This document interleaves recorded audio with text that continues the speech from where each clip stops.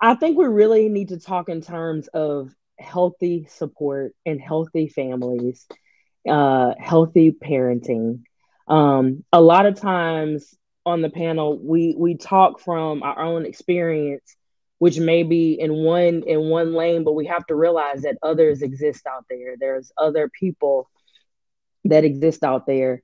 Other cultures literally depend on their family, and their family has been the glue to hold their marriages together, right? Their community and their parents pay for their wedding, they buy their first house, they help with their children, they do everything to make it easier and give the advice that that couple needs to be successful in the beginning of their relationship and their marriage so that they can go forth and have a wonderful family foundation, to have a family that is going to withhold and withstand a storm or any issues, so then they can go on and be the support system for the next generation of young couples and young marriages coming up behind them.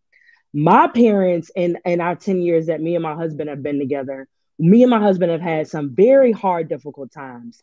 My parents and my husband's parents have never once been the yes man or the talk. It hasn't been the, oh, we talking to the choir type situations. I've always been criticized by my parents and anything that I need to work on and get better at.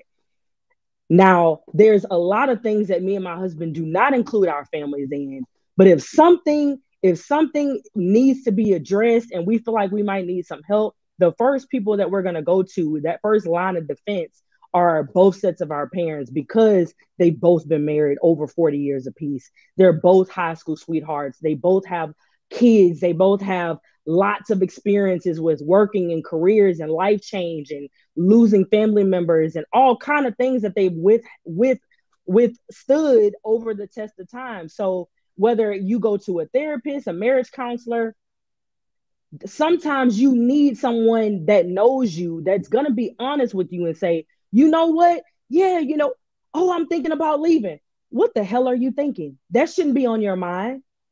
What did you do? What was your part in the situation? Y'all need to go seek some professional help before you pull the trigger on go and get a lawyer. Before you pull the trigger, did you look at it from this angle? Have you looked at it from that angle? This is a common problem with marriage. Y'all ain't going through nothing big. Y'all need to go sit down. You need to go talk face to face. I don't need to know all the details of whatever the situation is, but I promise you that if you guys have got through this, and this, that this, and this will be easy.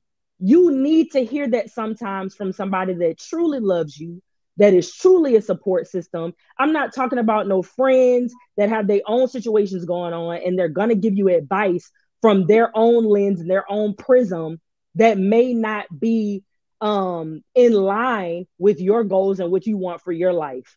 But when I say support system, like Mr. Let Go said, you need to ask, who are these people, right? And like Trev said and Precious said, it has to be people, it has to be only certain things that you're going outside of that relationship or outside of that marriage, because 90 to 95% of it, you got to deal with it with just you and that other person. But you better have some people around you. If you need a freaking life vest, or you need to look left and right like, oh, I'm about to make a big decision or I'm about to do something stupid, you need somebody that's going to check you and really be like, this is not the way you want to go, and you need to really wise up and think twice. I think also we don't, because Kasey made a very great point. We don't discuss the fact about the shame that comes along with the separation that is already embedded into the family. And a lot of people don't want to face that. And a lot of times we are speaking from extreme points of views. Most people are closely tied to their families. And a lot of times most people, when you happen to get married or you move or you make more money, your circle change a little bit. So it's not always married people around a whole lot of single people just because we have these experiences in the Black community. But most people don't want to have to explain them actually going through the engagement process, going down to the courthouse, going down to getting the whole reception hall and everything, and spending all this money, and then turn around and say, well, I want to go get my name back, or I want to go get my name back. Like, a A lot of people don't want to have to explain that, men or women. And another thing we don't never address is how there are some women who actually do have homegirls and, you know, friends or associates that they know that would tell them, girl, don't leave that man, he good.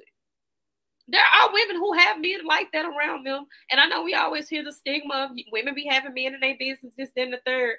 There are really some women who have friends who would tell them, girl, I wish I'm I one of would them. have. You know, same. I know that there are a lot of women who have friends around them where they respect their girlfriend's man. And they're like, you know what? I know he not perfect, but I'm telling you, the bag of shit that I dealt with, it ain't nothing compared to yours. You can stick that out. Women are doing it. I'm one of them. Kasey just said she's one of them.